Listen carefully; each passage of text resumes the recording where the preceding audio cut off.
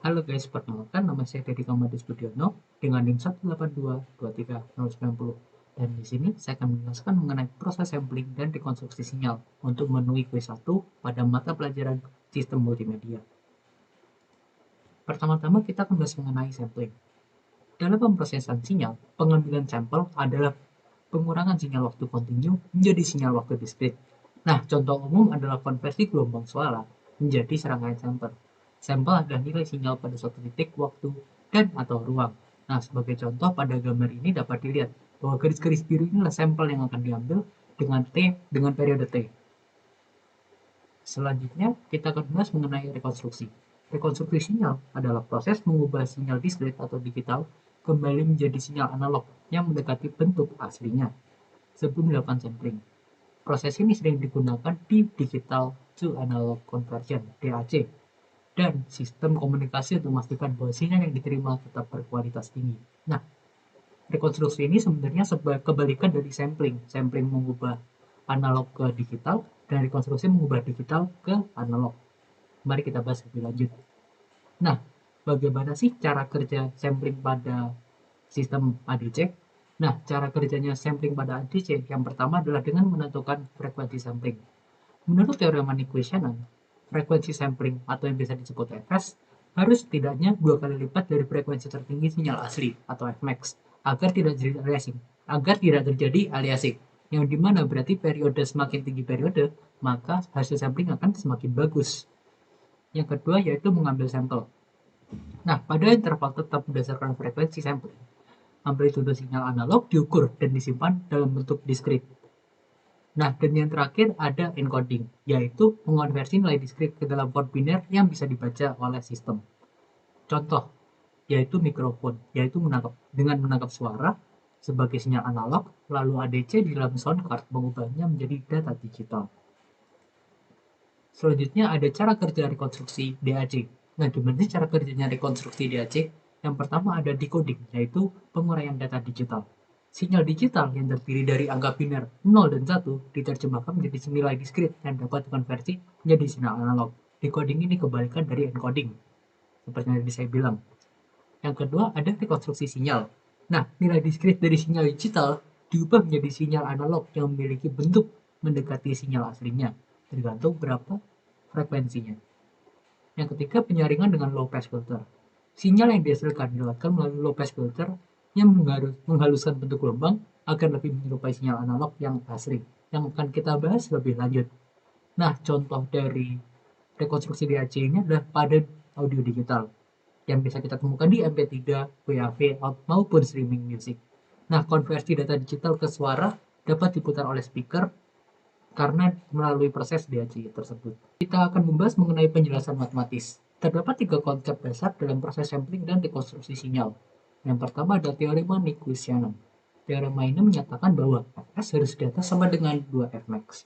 Jika Fs kurang dari 2 Fmax terjadi aliasing, di mana sinyal digital tidak merepresentasikan sinyal asli dengan benar. Nah, sesuai yang aku bilang tadi, periode yang semakin tinggi maka hasil hasil dari samplingnya makan semakin bagus. Nah, yang kedua yaitu representasi sampling dalam persamaan. Sinyal analog kontinu atau yang biasa disebut XT dapat direpresentasikan dalam bentuk diskrit sebagai XN sama dengan X dikali NT. Dengan XN sama dengan nilai sampel yang ke N, dengan TS sama dengan 1/Fs, yaitu periode sampling.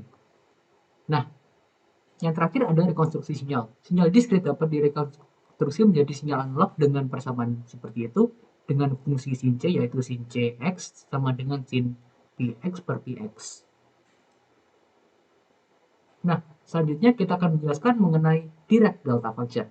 Nah, direct delta function atau delta T adalah fungsi ideal dalam matematika dan teknik sinyal yang digunakan untuk merepresentasikan impuls yang sangat pendek, namun memiliki total integral sebesar 1.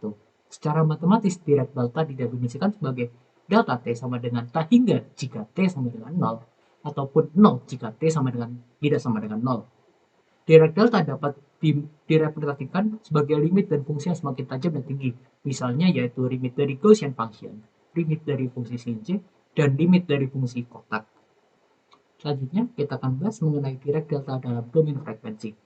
Transformasi Fourier dari fungsi direct delta adalah konstan, yaitu 1. Sedangkan direct delta dalam domain frekuensi dapat direpresentasikan sebagai persamaan berikut.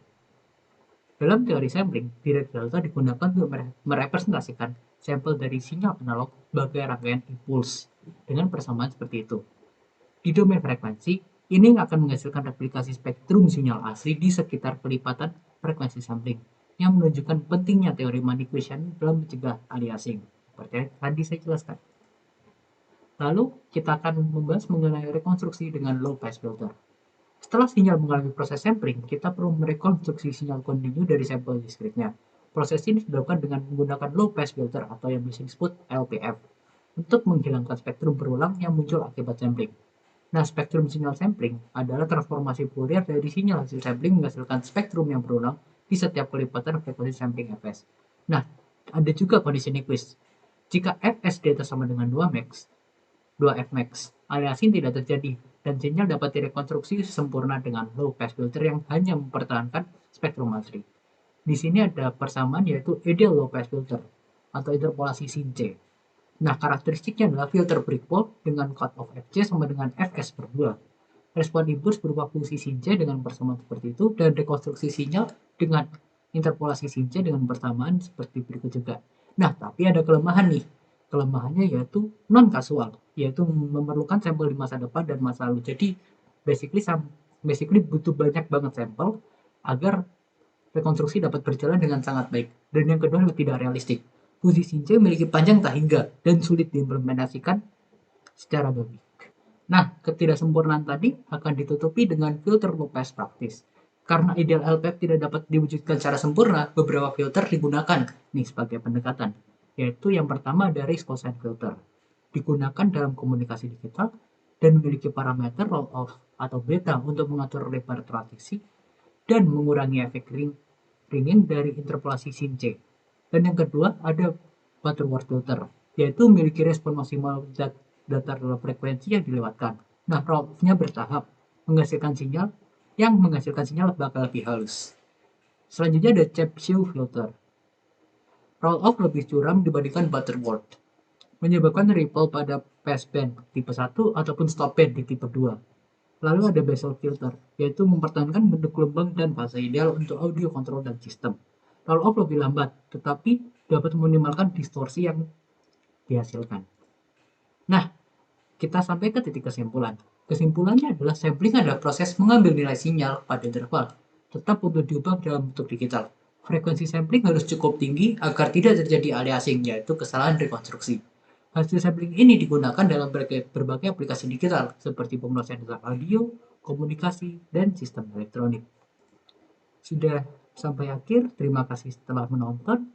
Sampai jumpa di kesempatan berikutnya.